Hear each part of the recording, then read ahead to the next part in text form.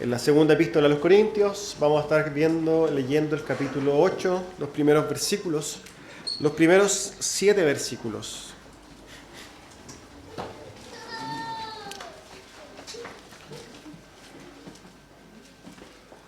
Dos de Corintios 8. Vamos a estar leyendo entonces los primeros 7 versículos. Dice así la palabra del Señor. Asimismo, hermanos, os hacemos saber la gracia de Dios que se ha dado a las iglesias de Macedonia, que en grande prueba de tribulación, la abundancia de su gozo y su profunda pobreza abundaron en riquezas de su generosidad. Pues doy testimonio de que con agrado han dado conforme a sus fuerzas y aún más allá de sus fuerzas, pidiéndonos con muchos ruegos que le concediésemos el privilegio de participar en este servicio para los santos. Y no como lo esperábamos, sino que asimismo se dieron primeramente al Señor y luego a nosotros por la voluntad de Dios. De manera que exhortamos a Tito, para que tal como comenzó antes, asimismo acabe también entre vosotros esta obra de gracia. Por tanto, como en todo abundáis en fe, en palabra, en ciencia, en toda solicitud y en vuestro amor para con nosotros, abundad también en esta gracia. Hermanos, tomen asiento. El título del sermón del día de hoy es El ejemplo de los macedonios. Pero antes de ir a la predicación, vamos a recordar, ¿no?, nuestras actividades. Los días miércoles tenemos un tiempo de oración, culto de oración. Están todos cordialmente invitados. El día viernes también estamos teniendo un estudio a las 8 de la tarde. Estamos estudiando el libro Los Salmos. Ha sido también algo de mucha bendición. Están todos también invitados a participar de ese estudio. Y el día de hoy entonces guardando este hermoso, glorioso día de nuestro amado Señor Jesucristo desde las 11 de la mañana en adelante. Bueno, dicho eso, vamos entonces al sermón del día de hoy. Bueno, a modo de contexto, ¿no?, es importante quizás recordar que la semana pasada, obviamente, concluyó la exposición del capítulo 7 de la segunda epístola a los Corintios. La semana pasada lo terminamos. Recordamos algunas cosas del capítulo 7, pero por sobre todo recordamos el hecho de que es en el capítulo 7 cuando el apóstol Pablo recibe de Tito esta maravillosa noticia del arrepentimiento de los corintios, porque los corintios, podemos recordar que se habían peleado de alguna manera con el apóstol Pablo. El apóstol Pablo envía a Tito, un compañero, un colaborador, para que éste abogara, ¿no?, y los exhortara. Y es así entonces como los corintios manifiestan su arrepentimiento, le comentan al apóstol Pablo y el apóstol Pablo empieza a felicitarlos, empieza a decirles: estoy muy feliz, gozoso de saber que ustedes han dado fruto de un verdadero creyente, se han humillado, han llorado esta situación y me han manifestado su amor. Y es así entonces como termina el apóstol Pablo diciéndole: yo ahora puedo hablarle con toda franqueza y le estoy hablando con toda confianza. ¿Ya? Así termina el capítulo 7. Entonces comenzamos el capítulo 8 viendo lo que el apóstol Pablo le escribe entonces a los corintios. Y obviamente el tema es muy claro. Empieza a hablarles, haciéndoles una solicitud. Pero vamos al texto para que podamos comprender bien cómo el apóstol Pablo comienza a armar, ¿no?, esta forma de invitar a los corintios a que abran su corazón, ¿cierto?, y se hagan partícipes de una ofrenda. Ahora, vamos al texto. El versículo 1 dice lo siguiente: Asimismo, hermanos, os hacemos saber la gracia de Dios que se ha dado a las iglesias de Macedonia. El apóstol Pablo, entonces, se introduce en este capítulo 8, ¿no? Ya sabemos el contexto. El apóstol Pablo va a pedir una ofrenda, pero lo que nos llama la atención particularmente es esto. Y es que el apóstol Pablo nombra y pone como precedente, presenta a unas iglesias en particular, las iglesias de Macedonia. Las iglesias de Macedonia era una región, ¿no? Una región en las cuales estaba, por ejemplo, iglesias conocidas como la de Filipos, La iglesia de Tesalónica era de Macedonia. Los de Berea, los nobles de Berea eran de Tesalónica. La característica particular de estas iglesias eran iglesias, como ya vamos a ver, muy pobres. Ahora, el apóstol Pablo los pone como precedente y les dice, entonces les comienza a contar a los corintios que tiene que darle una noticia, ¿no? Y dice, les hago saber que ha pasado algo maravilloso en estas iglesias. ¿Cuál es el contexto detrás de esto? Bueno, el apóstol Pablo está, ¿cierto?, recaudando una ofrenda, dinero. Y lo primero que vamos a establecer es que el apóstol Pablo no estaba recaudando dinero para él.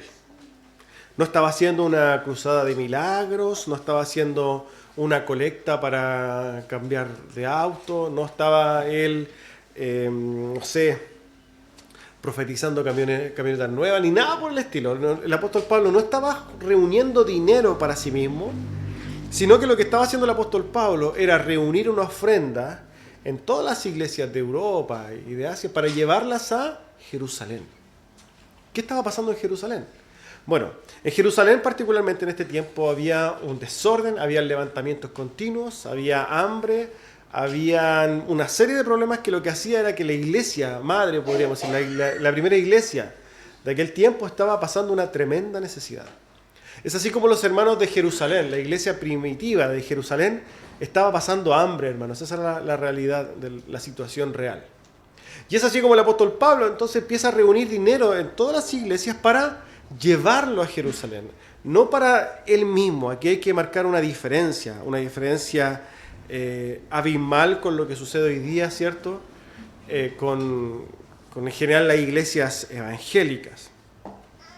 El apóstol Pablo entonces estaba recaudando recursos en las iglesias para llevarlos en ayuda de otros hermanos. Ahora, esto es algo maravilloso. ¿Por qué? Porque a nosotros nos muestra un ejemplo, sienta un precedente para nosotros. Y es que las iglesias en general no deberían hacer vista gorda a los hermanos, podemos decir, que están en necesidad. Particularmente en este tiempo, los hermanos ayudaban a otras iglesias. Y quizás alguien podría decir, y nosotros lo vivimos hoy día, el mundo hoy día es mucho más grande, quizás en este aspecto es mucho más perverso. De hecho, a nosotros nos escriben al Facebook pidiéndonos dinero derechamente como iglesia. Personas que lamentablemente no conocemos y que no sabemos qué tan real es su situación. No sabemos si realmente están en necesidad porque hoy día hay muchos estafadores, exactamente. Es complejo hoy día presentar ayudas. Es diferente cuando nosotros conocemos una realidad in situ y vamos y participamos y conocemos y ahí podemos ayudar. Un ejemplo de esto fue lo que sucedió con el incendio, ¿cierto?, en Viña del Mar, donde vimos y pudimos ir a ver una iglesia cristiana, ¿no?, que se había incendiado, habían perdido todo. Ahí uno puede ver las cosas in situ y tenemos que hacernos partícipes. Hay una obligación, casi podríamos decir, no sé si usar la palabra moral, pero hay una obligación ahí de ayudar. Bueno, en este caso el apóstol Pablo era el garante. El apóstol Pablo como apóstol era el que daba garantía de que lo que estaba sucediendo realmente en Jerusalén era real. Y el apóstol Pablo sabe, y él ha dicho ahí que él no miente, obviamente era el apóstol de Jesucristo. Los creyentes, por tanto, sabían que había una necesidad real ahí. Ahora, quizás si nosotros aplicáramos esto de una manera un poquito más cercana o más personal, no tanto como congregacional, sino que personal. Nosotros como creyentes, de manera individual, también tenemos que considerar esto. Y es que nosotros tenemos que mirar a aquellos que están en necesidad y ayudarlos. Es más fácil quizás, más fácil que como congregación, el hecho de que nosotros como personas podamos conocer las realidades de aquellos que están en dificultad y ayudarles. Esta es una responsabilidad nuestra como creyentes, individual. Tenemos que entonces preguntarnos en este aspecto, ¿yo realmente como creyente, cierto, doy fruto de esto de alguna manera? ¿Me he preocupado yo en algún momento de aquel que está en necesidad y voy a ayudarlo? Porque se nos olvida, hermanos, que hay un aspecto de la fe que también tiene que ver con el ir en ayuda de los que están en necesidad. Esto es un llamado también a la iglesia. Ojo con esto, que lamentablemente hay muchas que han puesto esto como su tarea primaria y han tergiversado el Evangelio para volcarse en la ayuda social, y han desaparecido el Evangelio y se han volcado ¿a qué? A ejercer ayuda social primariamente. No es el llamado, nosotros primeramente vamos con el Evangelio, pero eso no quiere decir que no estemos atentos a las necesidades de los demás. ¿Cuánto más las nuestras? Las que están en realidad tan cercanas como un hermano que te abraza todos los domingos. Tenemos que estar atentos a esas cosas y ser partícipes de esa ayuda. Ahora bien, volviendo a lo que es el texto, el apóstol Pablo entonces presenta a las iglesias de Macedonia. Y en el versículo 2 nos dice qué pasa con estas iglesias. Dice entonces que ellos, en grande prueba de tribulación, la abundancia de su gozo y su profunda pobreza abundaron en riquezas de su generosidad. El apóstol Pablo entonces, para dar más detalles de lo que hicieron los hermanos de Macedonia, comienza a hablar de lo que ellos obviamente hicieron. Y dice en primer lugar que ellos eran hermanos que estaban en grande tribulación. Hermanos que pasaban verdaderos problemas.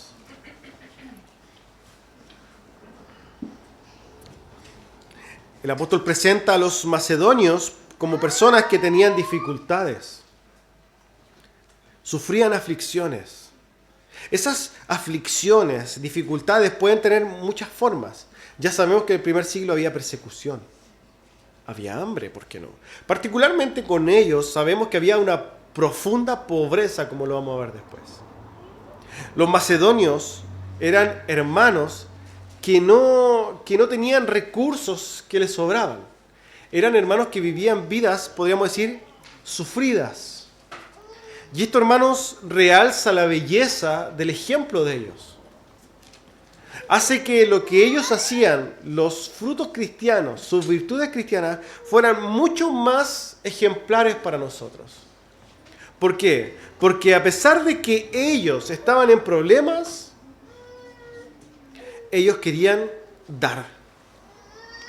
Fíjense que aquí hay una diferencia sustancial, hermanos, entre el profesante de la fe de hoy y ellos. ¿Por qué lo decimos? ¿Qué pasa cuando nosotros vemos hoy día a un creyente que sufre aflicciones? ¿Qué pasa con el creyente que pasa dificultades? El creyente de hoy día, del siglo XXI, de la sociedad occidental que vivimos nosotros hoy día, que sufre aflicciones, hermanos, quiere ser el centro de atención de las iglesias. Quiere que todos estén llamándolo. Y si no lo llaman, se siente. Si no ponen los demás su atención sobre él, se siente mal porque lo han dejado de lado. Está pendiente que los demás vengan en ayuda de él. Se tiende a victimizar, ¿cierto? Esa es la posición en la que los creyentes hoy día, los profesantes de la fe, se relacionan, o es la forma en la que reaccionan ante la aflicción. Quieren que los demás vean y muestren los frutos hacia él, y si es que los demás no lo hacen, se enoja.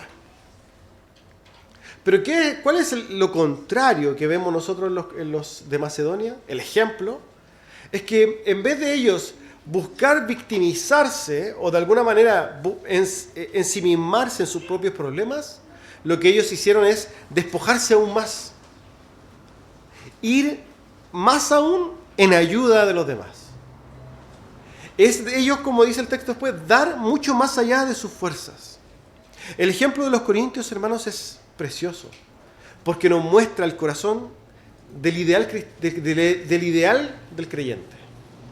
Un creyente que entiende tal la vida y la fe, que entiende tal el Evangelio, que saca sus ojos de sí mismo e incluso de su propio sufrimiento. ¿Para qué? Para ir en pos de ayudar a los demás. ¿Y por qué digo esto, hermanos? Porque este es el ejemplo de Jesucristo. Jesucristo justamente hizo esto. Él quitó los ojos de su propio sufrimiento, pero se enfocó en ¿qué? En entregarse a sí mismo por amor a los demás. Ese es el ejemplo del creyente. Entonces nosotros tendríamos que preguntarnos en cuanto a una aplicación a esto es, ¿cómo yo vivo la dificultad? Cuando yo tengo problemas de salud, cuando yo tengo problemas financieros, cuando yo tengo problemas, no sé, en el trabajo, cuando tengo problemas familiares, ¿qué es lo que hago yo?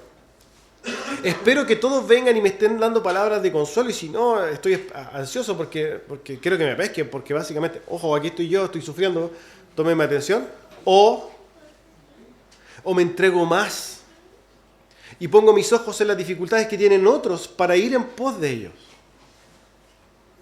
Así debería ser.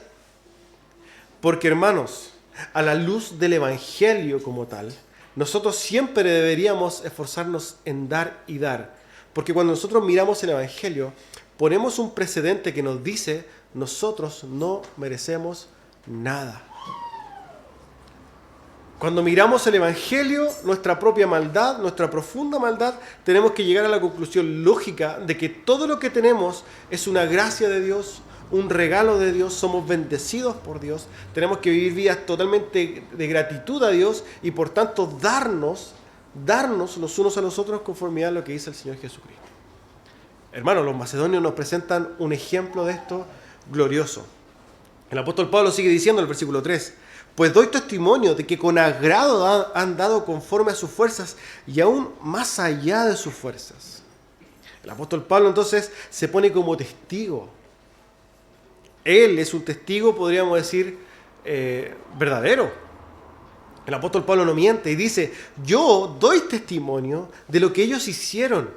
Y obviamente, hermanos, fue tan hermoso lo que hicieron los hermanos de Macedonia, que el apóstol Pablo lo pone aquí, en las Escrituras, para que nosotros lo recordemos también toda la eternidad. O sea, mientras esté la palabra del Señor, va a estar el testimonio de los hermanos de Macedonia, de cómo ellos, a pesar de su debilidad, de su pobreza, se dieron a sí mismos y dieron aún más allá de sus propias fuerzas.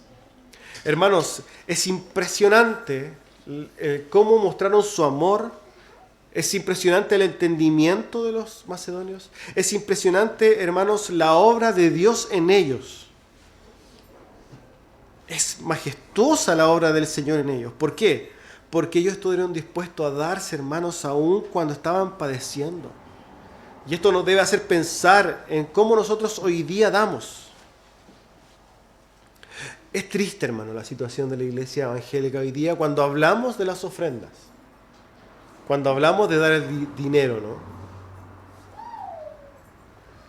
Alguien dice por ahí que lo último que se convierte es el bolsillo. Y tiene razón en ese sentido.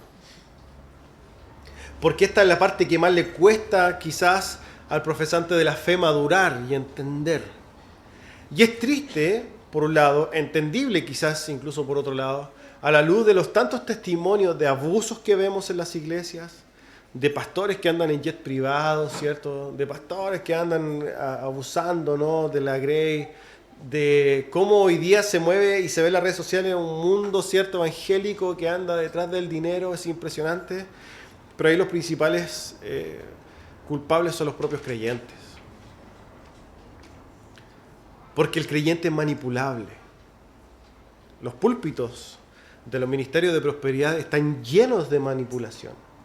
¿Y a dónde atacan ellos para sacar dinero? A la perversidad de sus propios corazones. Porque les dicen, ven, ¿cierto? Pacta con Dios para que Dios te dé. Ven, dale a Dios y cree que Él va a hacer un milagro financiero en ti. Ven, da porque Dios te va a bendecir. Ven y diezma porque así no te va a faltar nada. Si ustedes se fijan, el fondo de la motivación siempre es el creyente. El creyente y su estabilidad, ¿cierto?, financiera. O su prosperidad financiera. Ahí apuntan, es fácil. Ponemos una música, ¿cierto?, emocional. Hablamos de manera espiritual, ¿cierto? Sacamos de contexto unos cuantos textos de la Biblia. Y lo que hago es decirte, si es que tú das a Dios, Dios te va a dar más a ti. Simple. Y podríamos hacernos ricos con esto, ¿cierto? Pero hermanos, esto nos muestra cómo la iglesia da mal, da sin entendimiento, y no es lo que nosotros deberíamos hacer. Porque ¿cuál es el motivo por el cual los macedonios dieron? ¿Qué es lo que movió a los macedonios a dar mucho más allá de sus fuerzas? Los macedonios no estaban, ¿cierto?, respondiendo a un llamado de dar porque ahora los macedonios ustedes van a ser bendecidos. No era esa la forma de recaudar esos dineros, para nada. Ellos daban, hermanos, porque ellos entendían. Ellos daban porque ellos amaban. Ellos daban porque ellos, hermanos, realmente comprendían las cosas. Y esto nos lleva a algunos de los puntos que quizás quiero esbozar. Pequeños puntos, cortos puntos del por qué nosotros deberíamos ofrendar. En primer lugar, primero deberíamos ofrendar a Dios, y esto habla de nuestras propias motivaciones. Porque en primer lugar, Dios es el dueño de todo. Esta es una de las verdaderas cosas que nosotros tenemos que entender. En primer lugar, nada de lo que tenemos es nuestro, todo es de Dios. Hablamos de la mayordomía del dinero. Nosotros solamente somos mayordomos del dinero que Dios pone en nuestras manos. Nosotros no somos dueños de esos dineros, Dios es el dueño. Y Dios, hermanos, tiene propósitos, metas, tiene, digamos, podríamos decir, objetivos mucho más importantes que los que nosotros tenemos, tienen que ver con su reino. Entonces, cuando la iglesia participa de esto, cuando la iglesia da, lo que tiene que poner entonces sus ojos es justamente en esto. No son nuestras las cosas, son de Dios. Segundo, lo hacemos porque nosotros entendemos que el dinero es una forma de darnos a nosotros mismos. ¿En qué sentido? Cuando nosotros damos dinero, lo que estamos dando es tiempo de trabajo. Cuando nosotros damos dinero es tiempo de esfuerzo. Cuando nosotros damos de nuestro dinero para la expansión, estamos dando de nuestras fuerzas. Esto es lo que estamos dando. El dinero no es más que un sistema de trueque, hermano. No es más que eso. Si no existiera el dinero y viviríamos con trueque, eso se manifestaría en el pan que usted hace, en construir, no sé, una silla, armar una silla. Todo eso, ¿cierto? Se da entonces para un fondo en una iglesia, la cual lo debe usar, ¿cierto?, para la expansión y sostén de la obra de Dios. Entonces, cuando nosotros damos, tenemos que entender que nosotros estamos dando de nosotros mismos, de lo que somos. Tercero, lo hacemos porque cuando damos de nuestros recursos, estamos apoyando la labor más importante que existe en la tierra. Y es justamente la que hicimos alusión en el primer punto. La expansión y sostén de la obra de Dios. Cuando nosotros disponemos nuestros recursos y los ofrendamos, lo que estamos haciendo es aportar al crecimiento y sostén de la obra de Dios, del reino de Dios, del establecimiento de Dios, de que se dé más predicación, de que los siervos puedan vivir, ¿cierto?, para dedicarse al servicio, de que, no sé, de que existan templos, de que podamos pagar a misioneros, etcétera, de que podamos imprimir literatura, de que podamos nosotros llevar material para predicar. O sea, todos los recursos que la iglesia debe dar son ¿para qué? Para la expansión del reino de Dios. Cuarto, lo hacemos para retribuir a Dios lo que Dios nos da. No ofrendamos a Dios para que Él nos dé, sino que Él nos da de lo que ya nos dio. O sea, nosotros damos de lo que Él ya nos ha dado. El apóstol Pablo llama a los corintios y dice, ¿cierto?, cada uno dé conforme a lo que ha recibido. Por tanto, nosotros en primer lugar no deberíamos estar mirando las ofrendas de los demás, porque cada uno recibe de manera diferente. Yo recuerdo en algún momento he vivido en lugares donde las ofrendas se ponían ahí para que todos la vieran. Entonces era muy común, ¿cierto?, el que yo tenía un poquito más de recursos y ponía el billete de 20.000 y salía con así un pecho, ¿cierto? Porque puso 20.000 pesos, siendo que la abuelita que vivía sola no tenía nada que hacer y ponía 500 pesos y era básicamente mal mirada. Eso, hermanos, no se hace. De hecho, hay un ejemplo en la Escritura, ¿cierto? Una mujer, ¿cierto?, una viuda va y pone un denario y Jesús dijo, ella dio mucho más. ¿Por qué? Porque lo que damos va a tener relación con lo que nosotros recibimos. Si nosotros recibimos mucho, entonces más deberíamos dar. Y esto debería ser secreto. No es para ventilarlo. No hay que poner trompetas, ni hacer básicamente una alfombra roja para que venga a ofrendar. No, esto es una relación directa para con Dios y es secreta. Que no sepa, ¿cierto?, tu mano derecha lo que hizo tu mano izquierda. Quinto, lo hacemos porque realmente es un privilegio ser parte de esto.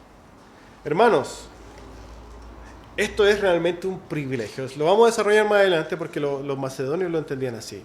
Pero hermanos, es un privilegio realmente ser parte de un reino celestial en esta tierra. Es un privilegio poder participar y ser un aporte a la obra de Dios. Es un privilegio, hermanos, poder participar y ser herramienta, aunque sea la más mínima, en las manos de Dios. Si yo puedo disponer recursos entonces para poder aportar a esto, realmente yo debería sentirme privilegiado. ¿Cuáles son los privilegios que creen los creyentes hoy día? No, es que yo quiero ser profeta, quiero ser reconocido, quiero predicar, ¿cierto? Quiero que la gente me pregunte. No. Ya el hecho de ser un ciudadano del reino del cielo es un privilegio mayor. Ahora, si nosotros podemos participar de esto en privado, esto es algo que debe a nosotros llenarnos de gozo. Y por último, quizás, esto es solamente un resumen, lo hacemos, hermanos, para la gloria de Dios. Todo lo que hacemos debemos hacerlo para la gloria de Dios.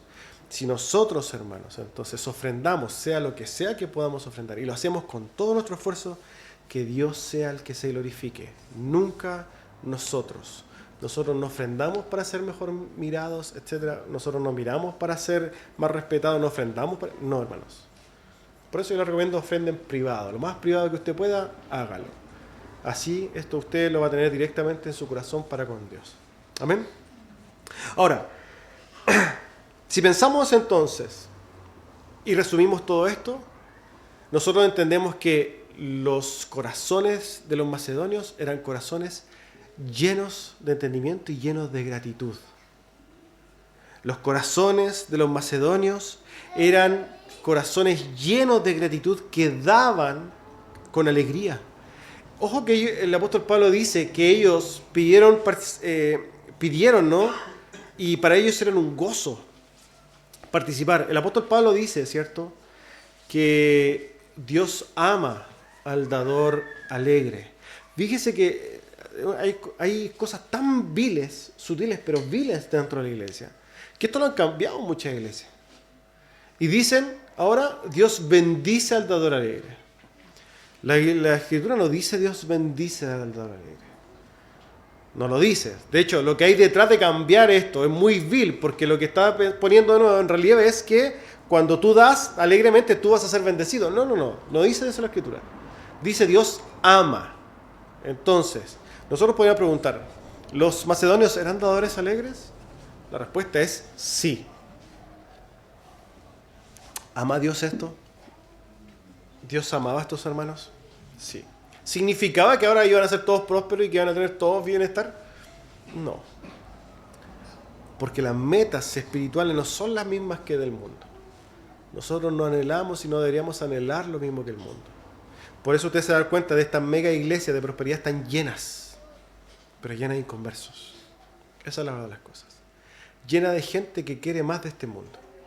Más metas, más cosas, más empresas, más negocios, más viajes, etcétera, etcétera, etcétera. Hermanos, nosotros no queremos estas cosas.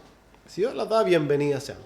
Pero lo primero es el reino de Dios y su justicia. Veamos, sigamos leyendo, versículo 4. Los macedonios, pidiéndonos con mucho ruego que les concediésemos el privilegio de participar en este servicio para los santos.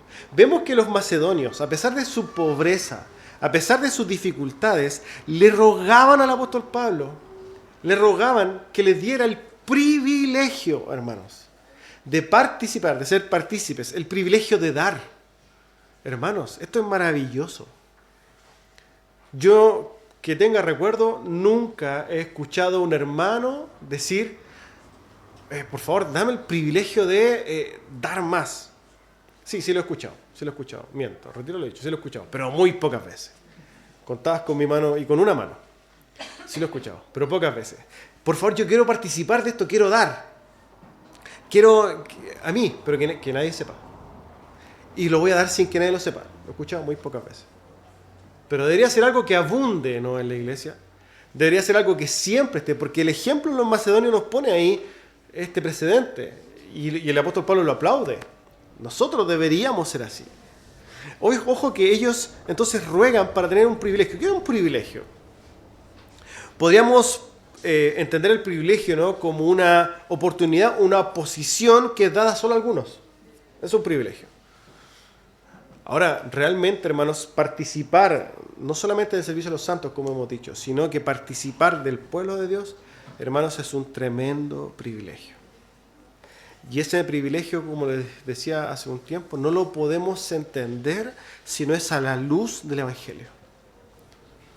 Debemos entender que participar, que estar sentado aquí, algunos con mucho frío, ¿cierto? Yo también estoy congelado, aquí mis pies están heladísimos, porque hace frío. Pero el estar acá es un tremendo privilegio. A mí, fíjese que me da mucha tristeza cuando veo hermanos que miran y añoran pasear por la feria el día de hoy porque están comprando y la verdad es que porque yo tengo que ir a la iglesia. Esa persona no entiende. Primero, difícil, no sé si es creyente en primer lugar, porque no entiende la importancia o el privilegio que tenemos nosotros de estar en este lugar, de ser apartados del mundo, rescatados de nuestra vana manera de vivir, que nuestros corazones hayan sido transformados y poder ser parte de un pueblo escogido por Dios para vivir para su gloria, para enfocarnos en cosas espirituales, para vivir en un mundo que es una especie de burbuja dentro de un mundo perverso, donde por lo demás ni siquiera nosotros merecemos estar ahí, porque nuestra maldad debería llevarnos en esa misma senda, la de afuera, pero hemos sido transformados en nuestros corazones. Nuestros anhelos han sido cambiados por Dios. ¿Para qué? Para hacernos parte de un pueblo santo, apartado, que tiene promesas particulares, que vive con los ojos puestos en el cielo y que tiene una vida eterna de santidad y de comunión con Dios. O sea, ¿cómo nosotros llegamos a despreciar el tesoro que se nos ha dado para mirar el mundo y pensar que debería estar en el mall tomándome un helado? Fíjese la vanidad de la cabeza de algunos. Hermanos, pertenecer al pueblo de Dios es algo tan glorioso, majestuoso y especial. Es un privilegio tan grande, hermanos. El día viernes meditamos y seguimos meditando en el Salmo 22, que por lo demás es un privilegio dado a nosotros, que le costó un profundo y terrible sufrimiento a nuestro amado Señor Jesucristo en la cruz del Calvario. Y que, ¿por qué? Por pura misericordia y gracia nos hace ser partícipe de este pueblo, con una misión diferente, con objetivos diferentes, que nos da una calidad diferente, hermanos. Y que el mundo, nosotros todavía, hermanos, que por lo más criticamos mucho a los israelitas que miraban a Egipto lo extrañaban, ¿no? Hermanos, ¿qué nos diferencia de ellos? ¿Se acuerdan los israelitas? Oiga, ¿por qué no vamos a Egipto? Porque ahí comíamos carne. Los creyentes no podemos, tenemos que mirar el ejemplo de los israelitas y decir, nosotros no podemos ser iguales, hermano. No podemos ser tan inconscientes, tan falta de entendimiento para poder ir a anhelar estas cosas de las cuales Dios nos libró. Tenemos que entonces, hermanos, trabajar en nuestro entendimiento. Y la Escritura nos pone ahí iglesias y hermanos como ejemplo maravillosos y gloriosos, los macedonios. Que los macedonios tenían sus ojos tan puestos en el cielo, hermano, que se despojaron a sí mismos de tal manera que ellos rogaban por participar y quizás sufrir más, pero con tal de ser partícipes de la obra gloriosa de nuestro Señor. De ser un grano de arena, alguien que aporte. El apóstol Pablo sigue escribiendo, versículos 5 y 6. Y no como lo esperábamos, sino que asimismo se dieron primeramente al Señor y luego a nosotros, por la voluntad de Dios, de manera que exhortamos a Tito, que tal como comenzó antes, asimismo acabe también entre vosotros esta obra. Lo que hicieron los hermanos de Macedonia fue tan grande que el apóstol Pablo dice entonces, está sorprendido. Y para sorprender al apóstol Pablo con obras, hay que ser buena obra. Estoy seguro que ninguno de nosotros sorprendería al apóstol Pablo con nuestra forma de llevar el Evangelio. Lo firmo. Sería un honor tremendo, ¿no? Oye, doy testimonio, ¿cierto?, del hermano Pablito, que Dios...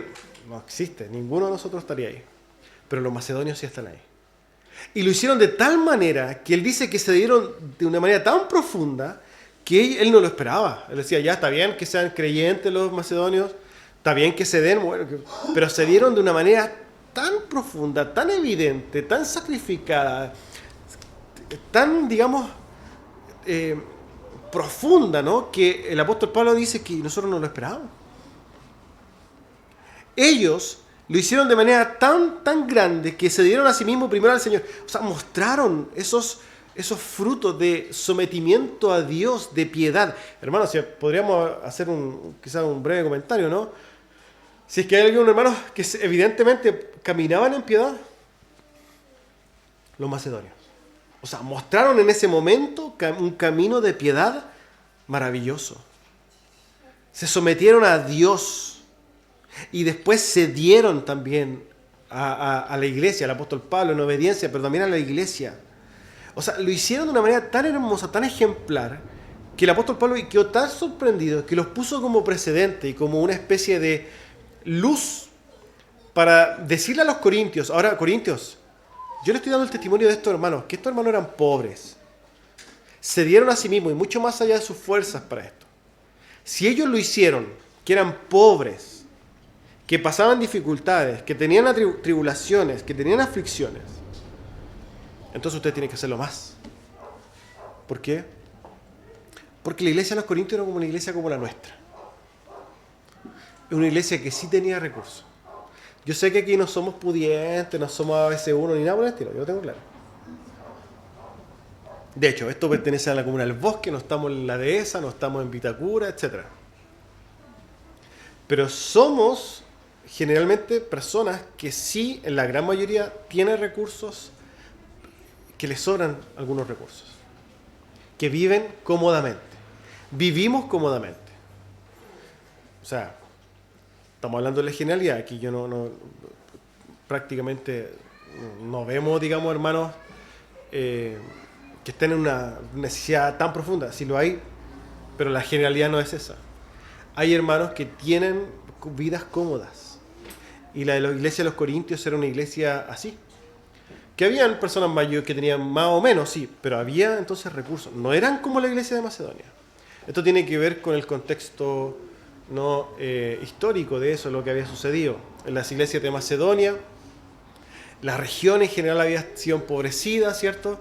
Pero la iglesia de los Corintios era una ciudad emergente, una ciudad que era una ciudad de paso del comercio, era una iglesia, era una ciudad en la cual habían recursos. Por tanto, como lo vimos en la primera carta de los Corintios, en la iglesia de los Corintios había gente con mucho dinero, gente pobre, pero habían recursos. Por tanto, congregacionalmente, el apóstol Pablo, si comparara a los macedonios contra los macedonios eran muy pobres y los corintios eran gente que tenía comodidades. De hecho, aquí, como les digo, la gran mayoría de nosotros tenemos auto. Eso no sucede en todas las iglesias. De hecho, hay iglesias, y yo he tenido la bendición de conocer algunas iglesias que son realmente pobres, hermanos. Iglesias pobres, donde todos los que se congregan son pobres. Caminan kilómetros para llegar a su iglesia, por caminos de tierra. Aquí a veces, no, si es que el auto quedó muy lejos, 100 metros, mejor me devuelvo, no quiero caminar tanto. Eso es la condición de la iglesia hoy día.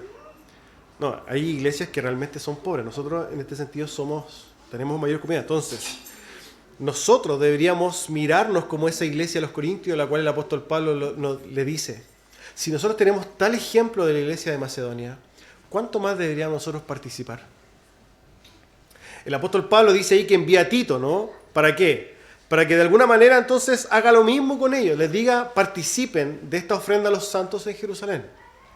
¿Y cuál debería ser la respuesta entonces de los corintios al ver tal ejemplo, ¿no? de la iglesia de Macedonia? O sea, no tenía nada que decir.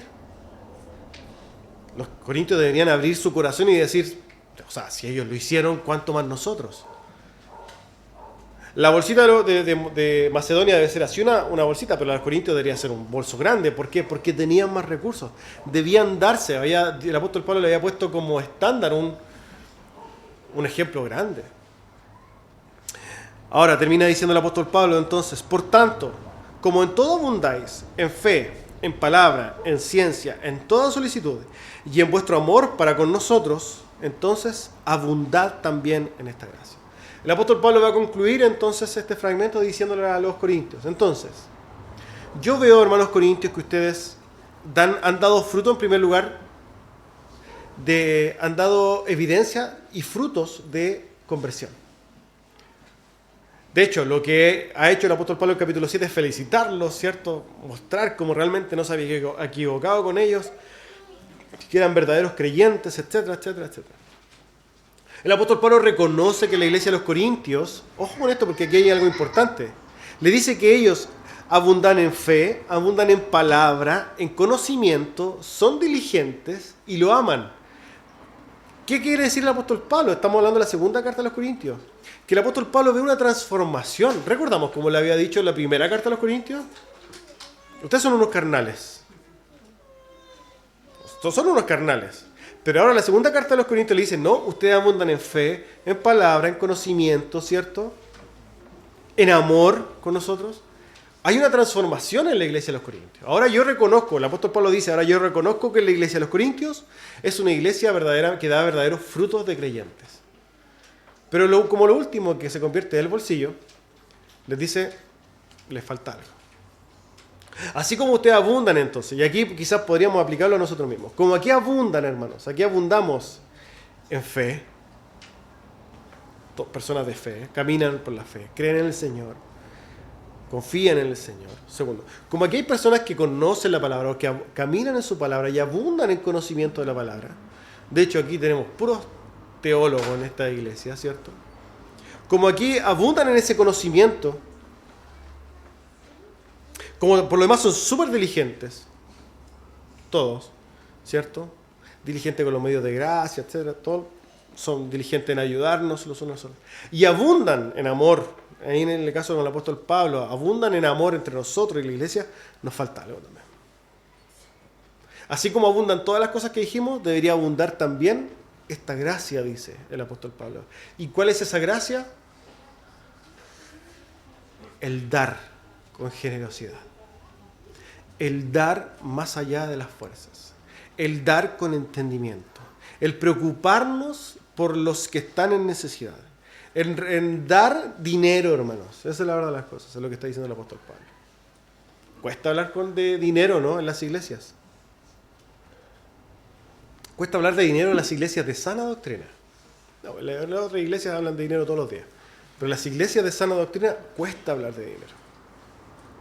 Porque como el tema de los dineros como que no está en la rama de la teología sistemática, ¿no? Como que eso no se salta. No, hermanos, también forma parte de la teología. Forma parte de nuestra fe. Los dineros, hermanos, la forma en que nosotros conducimos nuestros recursos también habla de quiénes somos. Por tanto, también tenemos que entender esto. Si está en la Escritura es porque es un mandamiento de Dios. Así que lo que tenemos que hacer nosotros es reflexionar de manera personal. ¿Cómo yo entonces participo de las ofrendas? ¿Cómo yo entiendo el tema de las ofrendas? ¿Cómo realmente yo me esfuerzo en dar a la iglesia? O yo realmente cumplo, hago sonar las monedas ahí para que vean que di. O de alguna manera lo que me sobre. Es un tema, lo hemos conversado. Nosotros deberíamos entender la ofrenda como algo que preparamos de nuestro corazón. Como algo que nosotros ponemos en nuestra economía al principio del mes. No al final del mes cuando ya nos gastamos todo el dinero. Al principio. Como algo que nosotros apartamos porque tiene que ver con cómo nosotros manifestamos también nuestra vida de fe. Así que dejo este ejemplo entonces de los Corintios que para nosotros es maravilloso. No solamente, hermanos, darnos en dinero, darnos a sí mismos los unos a los otros. Entregar nuestras energías a la obra del Señor. Entregarnos y poner nuestros ojos para ver las necesidades de otros. Entregarnos nosotros, ¿cierto? Primeramente al Señor y después también a nosotros mismos. Amén. Vamos a orar al Señor.